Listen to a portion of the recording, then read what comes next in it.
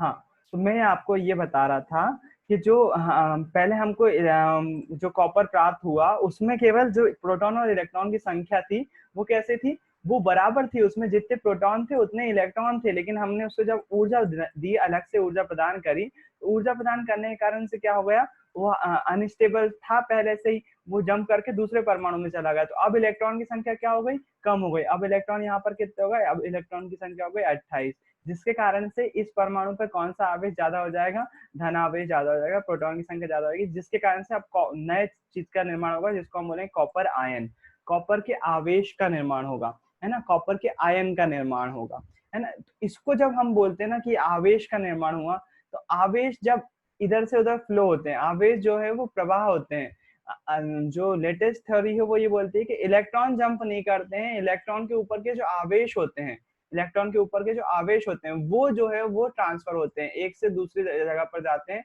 और एक परमाणु से दूसरे परमाणु में एंटर करते हैं, वो इलेक्ट्रॉन नहीं करते हैं, वो आवेश कर रहे होते हैं, जबकि इलेक्ट्रॉन इसके विपरीत दिशा में काम कर रहे होते हैं, आवेश इस साइड जा रहे हैं, आवेश किस साइड जा रहे हैं, इस साइड जा रहे हैं, और इलेक्ट्रॉन किस दिशा में जा रहे होंगे, इस दिशा में जा रहे होंगे, उल्टी दिशा में जा रहे होंगे। एक परिपथ के माध्यम से समझते हैं, बल्ब का परिपथ लेते हैं अपन, जो इसके पहले की स्लाइड देखी थी आपने, उसको उसका उदाहरण लेते हैं। चलो इसी में दिखा देता हूँ मैं, दूसरी स्लाइड नहीं बताता हूँ। यदि मैं किसी बल्ब का उदाहरण लूँ कि किसी बल्ब में जो बिजली चलती है वो कैसे चल रही होती है, मैंने एक सर्किट बनाता हूँ यहाँ पर, वो सर्किट में क्या ड्रॉ कर रहा हूँ मैं, बल्ब का सिंबल ड्रॉ कर रहा हूँ, है ना, जैसा अभी बल्ब का सिंबल था ना, मैंने आपको बताया था, ये बल्ब बन गया, अच्छा गोल कर दिया इसको, और इसको जो है वो एक बैटरी से कनेक्ट कर दिया। बैटरी को मैं ऐसे सिंबल रूप में बता रहा हूँ अभी आपको, आप मेरे ख्याल से समझदार हो इस मामले में, आप समझ भी गए होंगे कि बैटरी जो है वो ऐसे बनाई जा सकती है। तो बैटरी से होगा क्या, यहाँ से करंट फ्लो हो रहा होगा ना, ये प्लस टर्मिनल है, यहाँ से करंट आएगा, इसके अंदर आएगा, बल्ब में घूमेगा इस तरह से, है ना, जो करना होगा वो करेगा, उसको कॉइल को गर्म कर देगा जिससे वो ऊष्मा जलने लगेगा, बल्ब ग्लो करने लगेगा बल्ब, है ना, क्योंकि उसमें से ऊष्मा निकलेगी तो वो गर्म होगा, गर्म होगा तो वो जलने लगेगा, जलने लगेगा तो बल्ब में से रोशनी उत्पन्न होने लगेगी। तो बोल रहे हैं जब करंट इधर से जा रहा है, मतलब इस दिशा में क्या हो रहा है, आवेश प्रवाह हो रहा है, किस दिशा में, जिस एरो की दिशा में क्या हो रहा है, आवेश प्रवाह हो रहा है ना, मतलब विद्युत धारा किस दिशा में बह रही है, आवेश प्रवाह की दिशा में बह रही है। जबकि जबकि अगर हम इलेक्ट्रॉन की बात करें तो इलेक्ट्रॉन उल्टी दिशा में बह रहे होंगे, मतलब इस दिशा में, यहाँ से इलेक्ट्रॉन आ रहे होंगे इस साइड, उल्टी दिशा में इलेक्ट्रॉन आ रहे होंगे। विद्युत धारा आवेश की दिशा में बह रही है, आवेश को मैं यहाँ पर लिख देता हूँ, विद्युत धारा भी, विद्युत धारा किस दिशा में बह रही है, इसमें ऊपर की दिशा में बह रही है विद्युत धारा, विद्युत धारा कैसी बह रही है, ऐसी बह रही है। जबकि इलेक्ट्रॉन किस दिशा में बह रहे हैं, उल्टी दिशा में, नीचे साइड आ रहे हैं, उल्टी दिशा में आ रहे हैं, इधर से होके जा रहे हैं, इधर जा रहे हैं, इधर से इधर होते हुए जा रहे हैं, है ना। तो इलेक्ट्रॉन फ्लो अलग दिशा में होते हैं और आवेश फ्लो अलग दिशा में होते हैं, आवेश दिशा में फ्लो हो रहे होते हैं, उसको हम बोलते हैं विद्युत धारा, जबकि इलेक्ट्रॉन फ्लो होने की दिशा कैसी होती है, विद्युत धारा के विपरीत दिशा होती है। बस इतना ही, ज्यादा इसको ज्यादा वैसा आपको डीप में बुक ने भी साफ लिख दिया है एक जगह पर, तो कि आपको इसको ज्यादा ज्यादा डीप में पढ़ने की जरूरत नहीं है, आपको केवल अभी इतना ही याद रखना है कि जो आवेश प्रवाह की आवेश जिस दिशा में फ्लो होते हैं वो विद्युत धारा की दिशा होती है, और विद्युत धारा के विपरीत दिशा में इलेक्ट्रॉन गति कर रहे होते हैं, लगातार इलेक्ट्रॉन मूव कर रहे होते हैं। बस आपको बुक ने जो है वो इतना ही समझाने का बोला है, और उसके बाद क्या, जो ज्यादा अगर आपको डीप में पढ़ना है तो आपको उसके लिए 12th क्लास का वेट करना पड़ेगा, 12th क्लास में बहुत अच्छे से आवेश के बारे में आपको लंबा चौड़ा समझाया जाएगा। तो मेरे ख्याल से आपको समझ में आया होगा यहाँ पर क्या हो रहा है, आवेश, इलेक्ट्रॉन फ्लो नहीं हो रहे, इलेक्ट्रॉन के ऊपर जो आवेश है वो जो है वो एक परमाणु से दूसरे परमाणु में लगातार जा रहे हैं, और उसी की जो स्पीड है, उसी की जो हम बोल रहे हैं बहने की दर है, जो उसकी गति की जो दर है, और दर जब भी लगा देते हैं हम तो आ जाता है बटे में समय, है ना, उसी की जो दर है, आवेश प्रवाह की जो दर है वो क्या कहलाती है, वो विद्युत धारा कहलाती है, जो कि अगली स्लाइड में बहुत अच्छे से आपको समझाया गया है। क्या समझाया गया है कि आवेश प्रवाह की दर को हम क्या कहते हैं, विद्युत धारा कहते हैं, आवेश प्रवाह की दर को हम क्या कहते हैं, विद्युत धारा कहते हैं। इसे कैसे नापते हैं, इसे एम्पियर, एम से, एम्पियर जिसका सिंबल जो है वो ए होता है, एम्पियर में मापते हैं। मापना या नापना दोनों ही शब्द लगभग लगभग सेम ही है, उसमें कोई परेशानी वाली बात नहीं है। तो एम्पियर में मापते हैं, थोड़ा सा फर्क है, देखो शब्द अलग अलग हैं तो फर्क तो हो गई, है ना, मापना और नापना थोड़ा सा फर्क आ जाता है। मापना जो है जैसे नापना और किसको बोलते हैं, नापना जैसे कि अपन दूरी नापते हैं ना, तो उसके लिए स्केल का यूज करते हैं, स्केल से जो है वो दूरी नाप सकते हैं, उसको बोलते हैं नापना। और जब किसी का परिमाण ज्ञात कर रहे होते हैं, मैग्नीट्यूड ज्ञात कर रहे होते हैं, संख्यात्मक मान ज्ञात कर रहे होते हैं, तो उसको बोलते हैं मापना, है ना। तो संख्यात्मक मान, जाहिर सी बात है करंट जो है वो संख्यात्मक मान होता है, विद्युत धारा जो है उसका संख्यात्मक मान होता है, तो उसको हम मापते हैं, है ना। जबकि डिस्टेंस होती है, दूरी होती है, लंबाई चौड़ाई उसको बोलते हैं नापना। और जब विद्युत धारा की होती है तो वो मापना होता है। उस पर ज्यादा फोकस पता होना चाहिए बस आपको, बाकी ज्यादा घुसने की जरूरत नहीं है उसके अंदर।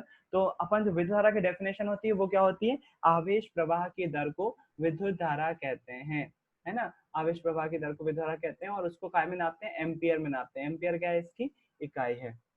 अच्छा, आई इक्वल टू क्या होता है, आई इक्वल टू, आई मतलब होता है विद्युत धारा, इसको आई से रिप्रेजेंट करते हैं, विद्युत धारा को आई से रिप्रेजेंट करते हैं, आई से। तो आई इक्वल टू क्या होता है, आई इक्वल टू होता है क्यू अपॉन टी। क्यू क्या है यहाँ पर, क्यू है चार्ज, और टी क्या है, समय। मैंने बताया था ना, दर को, दर दर जहां भी आ जाता है वहां पर क्या कर देते हैं हम, समय से भाग दे देते हैं, उसको समय के अकॉर्डिंग नाप रहे होते हैं, इसके कारण से हम उस क्वांटिटी में क्या कर देते हैं, समय से भाग दे देते हैं। डेफिनेशन से भी फॉर्मूला बन जाएगा, आवेश प्रवाह की दर, आवेश मतलब क्यू, और प्रवाह की दर, प्रवाह की दर बोल रहे हैं ना, तो डिवाइड कर दो काय से, टी से। तो आई, आई बराबर से क्या हो जाएगा, क्यू अपॉन टी, जहां पर क्यू क्या है, आवेश है, टी क्या है, समय। आवेश, आवेश को क्यू से दर्शाते हैं, और इसको को टी से दर्शाते हैं। अच्छा, जैसे करंट का मात्रक एम्पियर है ना, वो कैसे बना हुआ है उसको समझ लेते हैं। फॉर्मूला देखो, formula I equal to Q upon T दिख रहा है, जो क्यू दिख रहा है आपको, इसको आवेश बोलते हैं, वो कूलाम में नापते हैं, काय में, कूलाम में नापते हैं। और जो समय होता है उसको तो आपको मालूम है, घंटे मिनट सेकंड में नापते हैं, तो यहाँ पर हम जो है वो उसको सेकंड में नाप रहे होते हैं, पर क्योंकि फ्लो ऑफ इलेक्ट्रॉन बहुत ज्यादा, जो आवेश का प्रवाह हो रहा होता है वो बहुत ज्यादा तेजी से हो रहा होता है, एक सेकंड में जो है वो बहुत सारे आवेश जो है वो निकल जाते हैं, जिसके कारण से इसको जो है वो सेकंड में इसकी यूनिट ली जाती है, टाइम को काय में नाप रहे होते हैं, सेकंड में। मतलब एक सेकंड में, चलो मैं बता रहा हूँ आपको, एक एम्पियर की डेफिनेशन भी बता रहा हूँ। कूलम का, इसमें जो आवेश होते हैं उसको काय में नापते हैं हम, कूलम में नापते हैं, और जो समय होता है उसको काय में नापते हैं, सेकंड में नापते हैं। ये बात आपको क्लियर होना चाहिए। इसके बाद क्या, इसके बाद अगर हम बात करें एक एम्पियर कितना होता है, अगर हम बात करें, अगर एक एम्पियर करंट, करंट जो है वो एक एम्पियर की मान है उसमें, तो वो एक एम्पियर होता कितना है, कैसे बताएंगे हम एक एम्पियर कितना होता है। एक एम्पियर कब बनेगा, जब कूलम और समय दोनों की मात्रा कितनी होगी, एक एक होगी। मतलब कूलम कितना होगा, एक कूलम होगा, और समय कितना होगा, एक सेकेंड होगा। जब ये होगा तब हमें एक एम्पियर प्राप्त होगा। मतलब एक कूलम आवेश यदि किसी पर्टिकुलर स्थान से बहने में एक सेकंड का समय लेता है ना। जैसे मान लीजिए किसी तार का उदाहरण ले लेते हैं अपन, ये जो तार है इसमें अपन ने क्या कर दिया, यहाँ पर नाप रहे हैं अपन, यहाँ पर अपन ने नापने के लिए डिवाइस लगा दी, कुछ भी के आवेश कितनी मात्रा में फ्लो हो रहा है, तो वो देखेंगे एक सेकंड में कितने आवेश निकले। मान लीजिए यहाँ पर जो है वो इतने, ये ऐसे छोटे छोटे बहुत सारे आवेश हैं, वो देखेंगे एक सेकंड में कितने आवेश इस साइड आ गए, एक पर्टिकुलर स्थान से एक सेकंड में कितने आवेश इस साइड आ गए, है ना। तो यदि एक सेकंड में एक कूलम आवेश निकल जाते हैं, यदि एक सेकंड में एक कूलम आवेश निकल जाते हैं, वहां पर जो करंट का मान होगा वो कितना होगा, एक एम्पियर होगा। तो यार क्या सच में ऐसा पॉसिबल है कि हम किसी तार में फिल्टर लगा दें और फिल्टर से देखेंगे एक सेकंड में कितने इलेक्ट्रॉन निकल रहे हैं, और वो उस आवेश मतलब कितने आवेश निकल रहे हैं, और उन आवेश के आधार पर हम बताएं कि एक एम्पियर या फिर करंट की वैल्यू जो है वो एक एम्पियर है। तो ऐसा नहीं है रियलिटी में। प्रैक्टिकली जो मान यूज किया जाता है, प्रैक्टिकली जो इसको नापने के लिए इंस्ट्रूमेंट यूज किया जाता है, उसको बोलते हैं हम अमीटर। क्या बोलते हैं, अमीटर बोलते हैं। एम्पियर से ही बना हुआ, नाम समझ में आ रहा है ना, एम्पियर और अमीटर। अमीटर एक यंत्र होता है जिसको हम जो है वो परिपथ में बीच में लगाकर जो है वो टेस्ट कर सकते हैं। अमीटर में क्या होता है, विद्युत धारा उसमें से फ्लो होती है, और अमीटर बता देता है हमको, उसमें इंडिकेटर होता है कि धारा का मान जो है वो कितना एम्पियर है, अभी कितना एम्पियर धारा उस तार में से प्रवाहित हो रही है। तो जो करंट होता है उसको किस यंत्र से नापते हैं, अमीटर से नापते हैं, है ना। एक जनरल नॉलेज की बात है ये, और ये क्वेश्चन बनता है कई बार ऑब्जेक्टिव में, आ भी चुका है पुरानी बुक में भी और नई बुक में भी। तो एम्पियर में हम जो है वो विद्युत धारा को जो है वो नाप रहे होते हैं। वो मेरे ख्याल से आपको क्लियर हो गई होगी बात कि, और एक एम्पियर कितना होता है, एक कूलम आवेश को अगर प्रवाहित होने में 1 सेकंड का समय लगता है, एक कूलम आवेश को प्रवाहित होने में 1 सेकंड का समय लगता है, तो वहां पर क्या हो जाता है, तो वहां पर 1 एम्पियर विद्युत धारा होती है। सिंपल सी बात है, अगर एक कूलम आवेश को 1 सेकंड का समय लग रहा है बहने में, प्रवाह होने में 1 सेकंड का समय लग रहा है, तो क्या बोलेंगे वहां पर विद्युत धारा का मान 1 एम्पियर हो जाता है। नीचे जो फैक्ट लिखे हुए हैं पूछे तो नहीं जाते हैं, लेकिन ये जो है वो ऑब्जेक्टिव में आ सकते हैं। आवेश का मात्रक कितना होता है? आवेश का मात्रक होता है कूलम। ये आवेश की मात्रक बहुत ज्यादा पूछे जाते हैं, अभी धीरे धीरे आप याद करना शुरू कर दो, बहुत बार काम आएगा ये आपको। आवेश का मात्रक जो है वो कूलम होता है। एक इलेक्ट्रॉन पर कितना आवेश होता है? 1.6 इंटू 10⁻⁻19। ये जो ऊपर वाला साइन है मतलब ऊपर लिखा हुआ है, मतलब ऐसा लिखा हुआ है 1.6 इंटू 10⁻⁻19, ऐसा घात में लिखा हुआ है। वो उसमें लिख नहीं पाते हैं, इस कारण से मुझे ऐसा लिखना पड़ा। और माइनस बिल्कुल लगना पड़ेगा, क्योंकि जो इलेक्ट्रॉन पर आवेश होता है वो ऋणात्मक होता है, इसलिए आगे माइनस लगाना पड़ेगा। -1.6 इंटू 10⁻⁻19 कूलम होता है। यहाँ हमने जो है वो मैग्नीट्यूड लिखा हुआ है, और मैग्नीट्यूड हमेशा पॉजिटिव में लिखा जाता है, इसके कारण से उन्होंने जो है वो मैग्नीट्यूड बोले तो फिर से वही बात, परिमाण परिमाण जो है वो हमेशा पॉजिटिव में लिखा जाता है, इसके कारण से यहाँ पर माइनस नहीं लगाया हुआ है। बाकी सच में इसका मान जो होता है -1.6 इंटू 10⁻⁻19 कूलम होता है ना। आवेश का मान कितना होता है? एक इलेक्ट्रॉन पर कितना आवेश होता है? 1.6 10⁻19 कूलम। अच्छा, एक कूलम में कितना आवेश होता है? एक कूलम की बात कर, पहले किसकी बात करें? एक इलेक्ट्रॉन पर। एक इलेक्ट्रॉन मतलब परमाणु में जो चक्कर लगाते रहते ना, एक इलेक्ट्रॉन पर कितना आवेश था उसकी बात करी, है ना। अब बात क्या कर रहे हैं? अब बात कर रहे हैं कूलम में। एक कूलम में किसके बराबर आवेश होता है? जो जहां पर हम ये उसको नाप रहे होते हैं ना, आवेश को नाप रहे होते हैं कूलम में। एक कूलम में कितना आवेश होता है? आपने बोला ना एक कूलम 1 सेकंड तक बहता है, तो हम बोलते हैं 1 एम्पियर करंट है। तो एक कूलम में कितना आवेश होता है? एक कूलम में होता है 6 इंटू 10⁻18। याद रखिएगा यहाँ पर माइनस नहीं है ना, क्योंकि संख्या की बात हो रही है, तो प्लस में आएगा पूरा मान। 6 इंटू 10⁻18, 10⁻18 कूलम इलेक्ट्रॉन के बराबर होता है। एक कूलम में जितना इतने इलेक्ट्रॉन मतलब इतने इलेक्ट्रॉन होंगे ना, 6 गुणी 10⁻, इसको अगर हम संख्या में लिख लें तो ज्यादा अच्छे से रहेगा आपको मान। 6 गुणी 10⁸, 6 गुणी 10⁸, यानी कि 10 की घात 8 18, यानी कि 18 जीरो, यानी कि 18 जीरो लगाना पड़ेगा आपको यहाँ पर। 1 2 3 4 5 6 7 8 9 10 11 12 13 14 15 16 17 18। तो आप समझ में आ रहा हो क्यों उन्होंने घात का यूज करते हैं, क्यों भारत का जो ये दिया हुआ दशमलव प्रणाली, भारत की प्रणाली है, भारत की प्रणाली क्यों ये मायने रखती है ना, इतनी बड़ी संख्याओं को छोटा करने के लिए 10 की घात 18 यूज किया जाता है। तो इतना ज्यादा इलेक्ट्रॉन, इतने इलेक्ट्रॉन पर जितना आवेश होगा, इतने इलेक्ट्रॉन पर 6, अब कितने होंगे पता नहीं, आप गिन लो, अगर गिनती कम पड़ जाने वाली है वैसे तो। फिर भी कोशिश करते हैं, इकाई, दहाई, सैकड़ा, हजार, 10,000, लाख, 10 लाख, करोड़, 10 करोड़, अरब, 10 अरब, खरब, 10 खरब। खरब के बाद क्या आता है? खरब के बाद मान लो शंख आता है, शंख, 10 शंख, फिर उसका नील, 10 नील, और वो नील के बाद भी कम पड़ गया अपन को। इतने ज्यादा इलेक्ट्रॉन पर जितना आवेश होगा, है ना, एक इलेक्ट्रॉन पर कितना होता है? 1.6 इंटू 10⁻⁻19। इतने इलेक्ट्रॉन पर कितना होगा? इसका मल्टीप्लाई कर दो 60 का। एक इलेक्ट्रॉन पर इतना है तो 60 नहीं, सॉरी 60 का नहीं, इसका मल्टीप्लाई कर दो। किसका? इस वाली संख्या का यहाँ पर मल्टीप्लाई कर दो, तो जितना आपका आंसर आएगा वो उसका आवेश की संख्या होगी। इतने सारे इलेक्ट्रॉन पर जो है वो इतना सारा आवेश होगा, बहुत ज्यादा होगा, जाहिर सी बात है। तो एक कूलम में इतना ही आवेश होता है। कितना? इस इलेक्ट्रॉन की जितना आवेश इस इतने इलेक्ट्रॉन में होगा, उतना ही आवेश जो है वो एक कूलम में होगा। तो आपको इतना ज्यादा गौर करने की जरूरत नहीं है, आपको केवल ये समझना है कि भैया होता है एक कूलम में, बहुत ज्यादा होता है। कितना होता है? जितना 6 इंटू 10⁻18 इलेक्ट्रॉन में होता है ना, इस कूलम को याद मत रखो, जितना 6 इंटू 10⁻18 इलेक्ट्रॉन में आवेश होता है, उतना ही एक कूलम में आवेश होता है, उतना ही एक कूलम में आवेश। बस इतना याद है। एक एम्पियर की परिभाषा, तो कभी भी आपको एक एम्पियर, एक जूल, एक वॉट ऐसी परिभाषाएं आए तो आपको उसको फॉर्मूले से बनाना पड़ेगा। फॉर्मूले से डेफिनेशन क्या बनती है? फॉर्मूला आपके सामने है, I = Q/T।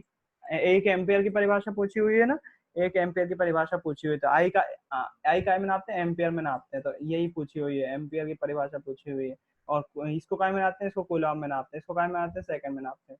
वही बात, यदि एक कूलॉम आवेश बहने में 1 सेकंड का समय ले रही है, 1 सेकंड, या फिर 1 सेकंड में बहने वाले आवेशों की संख्या कितनी है, 1 कूलॉम है। 1 सेकंड में बहने वाले आवेशों की संख्या कितनी है, 1 कूलॉम है। तब हम वहां कहेंगे कि एम्पियर का मान कितना है, 1 एम्पियर है। सिंपल है कि नहीं? 1 सेकंड में बहने वाले कूलॉम की संख्या, सॉरी, 1 सेकंड में बहने वाले कितने आवेश बह रहे हैं, 1 कूलॉम आवेश बह रहे हैं। तब हम वहां पर कहेंगे कि करंट का मान कितना होगा, 1 एम्पियर कहेगा। 1 सेकंड में बहने वाले कूलॉम की संख्या कितनी है, 1 कूलॉम है, तो यहाँ पर जो है वो एम्पियर का मान कितना होगा, 1 एम्पियर होगा। तो मेरे ख्याल से सिंपल है। फिर उसका यहाँ पर लिखा हुआ मिली एम्पियर क्या होता है, माइक्रो एम्पियर क्या होता है। मिली और माइक्रो क्या करते हैं, और छोटी टर्म है। जब हम एक, आवाज आ रही है मेरी? हेलो, ठीक है, आ रही है, मैं समझ गया। 1 एम्पियर जो है वो 1 एम्पियर में 1000 मिली एम्पियर होते हैं। जैसे हम बात करते हैं ना, 1 किलोग्राम में 1000 ग्राम होते हैं, वैसे ही इसकी भी छोटी इकाइयां भी होती हैं। एम्पियर की छोटी इकाई भी होती है, इसकी छोटी बहन भी होती है ना। 1 एम्पियर की छोटी बहन कौन है, मिली एम्पियर है। उसमें कितने होते हैं, 1000 में 1000 मिली एम्पियर होते हैं। आगे क्या लगा देना है, बस मिली लगा देना है, मिली एम्प। हिंदी में लिखे तो, इंग्लिश की स्पेलिंग में थोड़ा सा गड़बड़ रहता है, मेरे को अभी भी कंफर्म नहीं है मिली की डबल एल आता है कि नहीं। यहाँ पर मिली और एम्पियर, मिली एम्पियर,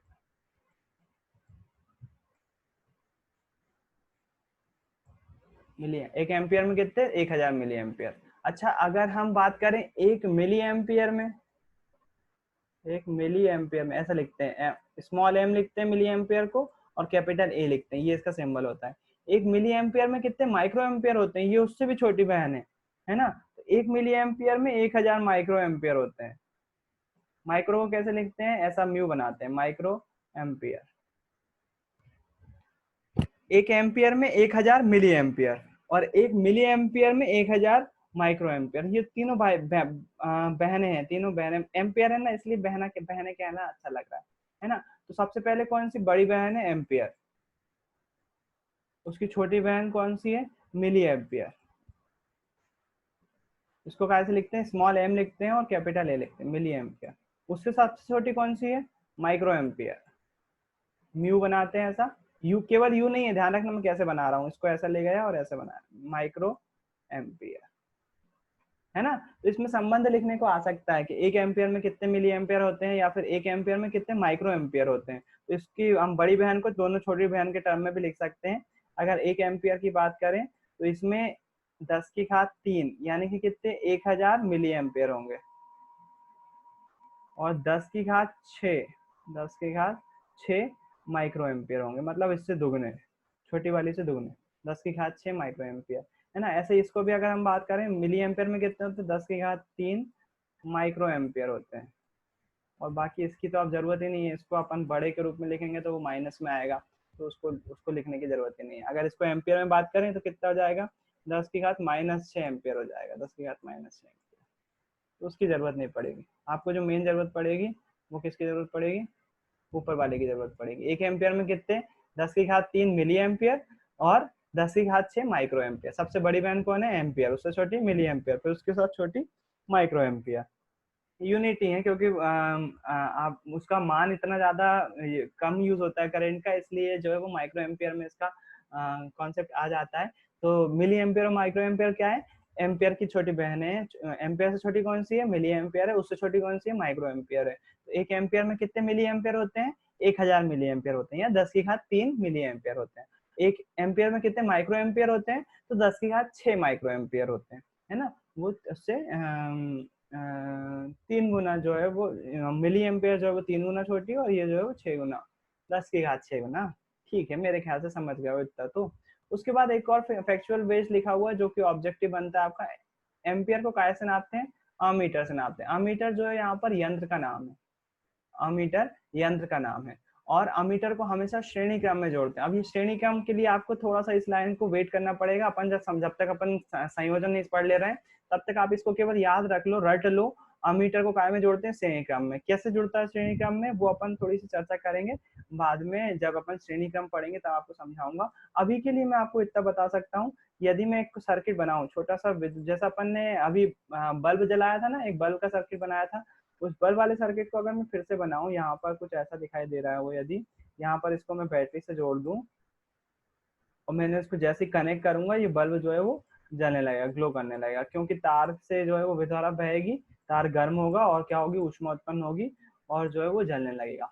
अब मुझे यहाँ इसमें मान याद करना है कि यहाँ पर जो है वो करंट का मान कितना है, तो इसको हम करंट नापना है तो हम अमीटर लगाएंगे। अमीटर को जो दर्शाते हैं, वैसे रियल में तो एक डब्बा जैसा होता है, मैं आपको बताऊंगा उसको ओम का नियम जब आप देखोगे, जब तो मैं बताऊंगा कैसा दिखता है रियलिटी में। लेकिन उसको जब यहाँ पर बनाते हैं ना, तो उसको कुछ नहीं करते हैं, यहाँ पर एक एक ब्रांच को हटा के, छोटा तो नहीं दिख रहा ज्यादा, मैं थोड़ा बड़ा कर देता हूँ, एक ब्रांच को हटाकर उसकी जगह पर ऐसा गोला बना देते हैं इसको, और इसके नीचे इसमें लिख देते हैं ए। ये हो गया क्या? अमीटर। इसको बोलते हैं हम श्रेणी क्रम में जोड़ना, है ना। इसके तार को हटाकर उसकी जगह जो है, और समांतर क्रम किसको बोलेंगे? अगर हमको जैसा अगला आने वाला है टर्म, वोल्टेज जब निकालेंगे हम इसी सर्किट का, अगर वोल्टेज निकालना तो हम वो वोल्टेज कैसे निकालेंगे वो भी देख लो। वो जो उसको नापते हैं अपन वोल्ट मीटर से, और वो समांतर क्रम में जोड़ा जाता है। तो मैं समांतर क्रम समझाने की कोशिश कर रहा हूँ आपको, श्रेणी क्रम और समांतर क्रम। यहाँ पर अमीटर लगाना था तो हमने इसको मिटाया और बीच में लगा दिया था। वोल्ट मीटर अगर लगाना हो ना, तो हम वोल्ट मीटर, जैसे बल्ब के बीच वोल्टेज ज्ञात करना है तो वोल्ट मीटर जो है वो ऐसे लगाएंगे, इसको हटा के नहीं लगाएंगे, कुछ नहीं करना है आपको, बस उसके टर्मिनल के बीच में जोड़ दो। तो इसको बोलते हैं समांतर क्रम, इसको बोलते हैं श्रेणी क्रम, है ना। अमीटर हमेशा कैसे लगाए जाते हैं? श्रेणी क्रम में।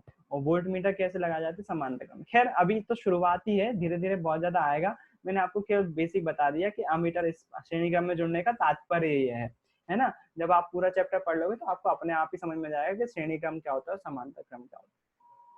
तो ये हो गया आपका जो है वो फिर से एक बार कि अमीटर क्या होता है, फिर उसके बाद विद्युत धारा क्या होती है, उसके बारे में मैंने आज पूरी फिर से एक बार चर्चा करी।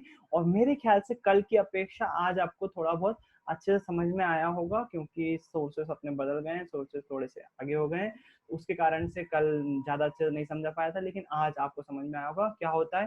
जैसे आप अगर किसी कॉपर के तार की बात करो, तो कॉपर के तार में जो है वो बहुत सारे परमाणुओं से मिलकर बना हुआ होगा। जैसे हम उसको बाहर से विद्युत धारा प्रवाहित करवाते हैं या फिर ऊर्जा देते हैं, तो वो इलेक्ट्रॉन क्या करते हैं, इलेक्ट्रॉन जो है वो आखिरी में जो है वो हाईली अनस्टेबल कंडीशन में होते हैं, वो आसानी से जो है वो अपने आवेश को जो है वो ट्रांसफर कर देते हैं। आवेश जैसे जैसे ट्रांसफर होते जाता है, तो उस आवेश प्रवाह की दर, मतलब जो आवेश फ्लो हो रहा है, जो आवेश जो है वो फ्लो हो रहा है, उसकी दर को हम क्या बोलते हैं? विद्युत धारा बोलते हैं। अगर विद्युत धारा ऐसी आवेश इस डायरेक्शन में फ्लो हो रहे होंगे, तो विद्युत धारा यानी कि करंट भी कैसे फ्लो हो रहा होगा? ऐसे फ्लो हो रहा होगा। जबकि इलेक्ट्रॉन कैसे जा रहे होंगे? उल्टे जा रहे होंगे, इस दिशा से इस दिशा में जा रहे होंगे। इलेक्ट्रॉन का मूवमेंट जो है वो स्लो होता है, आवेश बहुत स्पीड से फ्लो होते हैं, आवेश बहुत ज्यादा स्पीड से जा रहे होते हैं, लगातार जो है वो तार में इस डायरेक्शन में ट्रेवल कर रहे होंगे। जबकि ये आवेश जिस दिशा में होंगे उसी दिशा में क्या हो रही होगी?